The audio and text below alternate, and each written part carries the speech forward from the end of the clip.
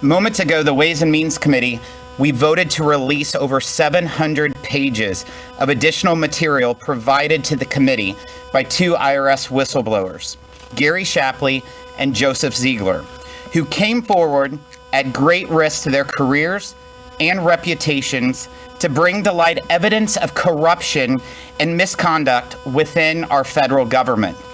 On June 22nd, the committee voted to release the initial testimony of the two IRS whistleblowers that showed wrongdoing and misconduct at both the Department of Justice and the IRS. Their testimony then also shed light on a complex and lucrative enterprise operated by the Biden family to enrich themselves to the tune of at least $20 million, with much of Hunter Biden's share going unreported for taxes. In the months since, no one has offered any evidence that contradicts Mr. Shapley and Mr. Ziegler's testimony. In fact, much of their testimony has been supported by additional IRS witnesses who set for transcribed interviews after being subpoenaed by this committee. The new information we just voted to release today further confirms their testimony. Let's look at what the new evidence released today shows. 1.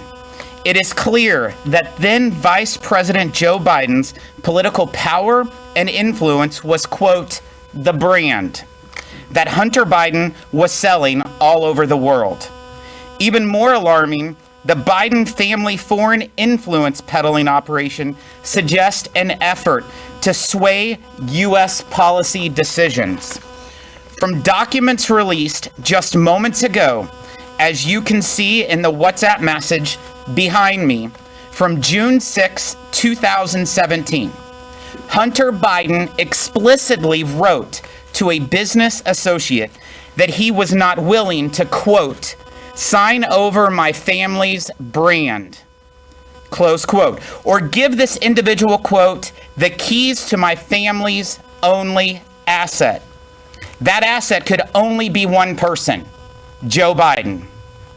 IRS investigators provided worksheets they compiled as part of their investigation into Hunter Biden's tax crimes, which connect his business activities to official government activity while Joe Biden served as Vice President of the United States. This is new and alarming material the committee just made public. The very existence of this file makes it abundantly clear that IRS investigators were concerned there was in fact a connection between Hunter Biden's global influence peddling, Joe Biden, and official U.S. government activity. In one example, investigators documented how then Vice President Biden's April 2014 official visit to Ukraine occurred only days after a series of meetings between Hunter Biden, his business associate Devin Archer, senior staff within the Vice President's office, and Vice President Biden himself. We have received an email sent during that same time frame from an executive of Burisma, a Ukrainian company, to Devin Archer, saying a, quote, reasonable balance could be reached about Hunter Biden. 1 month later, Burisma announced Hunter Biden's appointment to its board. In another example from today's material, then Vice President Joe Biden hosted Hunter and two of his business associates, including billionaire Miguel Alemán, at the White House in February of 2014, where they had lunch, quote, in Dad's office. Just 3 months later, Hunter Biden sent an email to Devin Archer saying, quote, we need to get to Mexico City and cement the deal with Miguel. Public records show Joe Biden later used Air Force Two to shuttle Hunter and another business associate, Jeff Cooper, to Mexico City in 2016.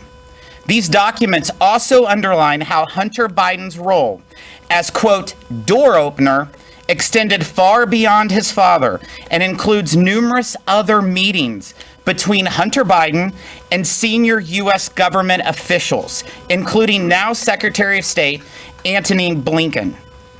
2, the evidence today shows the complexity and scale of the Biden family influence peddling scheme. Millions of dollars were flowing through subsidiaries and LLCs to avoid taxes and shield visibility into how the money from foreign sources, including countries like Ukraine, Russia, China, went to different entities and Biden family members. The additional whistleblower documents we just released specifically mentioned 23 foreign countries on 4 different continents with connections to Hunter Biden's business operations. The map behind me shows the sheer scale and scope of this global operation. Lastly, in the whistleblower's original testimony, we learned DOJ took unprecedented action to impede any investigative step that could have led investigators to President Joe Biden. As you can see here in this new material, the whistleblowers have provided an email in support of their earlier testimony where U.S. Attorney Leslie Wolf directs investigators to remove all mentions of, quote, political figure 1 from a search warrant. And who is political figure 1? I would think you would ask. That individual is none other than former Vice President Joe Biden. Here we see clear as day that the Department of Justice actively interfered in an investigation to protect the current president of the United States. Additionally, in January of 2022, Attorney Wolf declined to pursue campaign finance violations identified by investigators potentially related to more than $2 million in payments from Kevin Morris, a Democrat Party donor, to cover Hunter Biden's unpaid tax liabilities. In the documents we voted to release today, U.S. Attorney Wolf stated she, quote, is not personally interested in following the lead the investigators identified. Another piece of evidence implicating Joe Biden, and in this case, his presidential campaign, stopped dead in its tracks. In an interview with investigators, James Biden, the president's brother, stated that he did not know how Hunter Biden even knew Kevin Morris, who was paying Hunter Biden's taxes, or why Kevin Morris was helping Hunter Biden. The transcript of the interview contained in today's materials shows that James Biden told investigators Hunter Biden asked him to thank Mr. Morris for his payment, quote, on behalf of the family. It is reasonable to ask who requested that Kevin Morris cover Hunter Biden's tax liability, or whether he received something in return for his more than $2 million in payments to someone that he barely knew. Based on this evidence and much more in the documents we voted to release today, along with evidence obtained by the Judiciary Committee and the Oversight Committee, I have serious concerns about whether the President of the United States, Joe Biden, may be compromised by his son's foreign business dealings. I also have serious concerns about whether the president may be using his administration to protect himself and his family from scrutiny. That plea agreement, which is rarely done, was rejected. And if we had not brought that forth, if Chairman Smith and this committee had not done this, Hunter Biden would have already entered that plea agreement to a misdemeanor. And so, again, the information released today continues to corroborate that information that was real. And remember, this was a federal judge that's a Title III judge, lifetime appointment, independent judge. Rejected this, which is rare and never done. Second point that I would make, Look at the chronology going back to 2014. We're 9 years into this. Hunter Biden took over $19 million that is corroborated in the evidence released today. 20 different shell companies and LLCs that were a part of this that the whistleblowers brought forth. The statute of limitations was allowed to be waived for taxes in 2014 and 15. I will tell you this as a federal prosecutor, criminal charges are never allowed to lapse. Statute of limitations is never allowed to be waived or to lapse. That was done in this case. Fast forward to when the whistleblowers got involved in this case. As we stand here today, we're 9 years into this. Hunter Biden has still not been charged with anything tax related.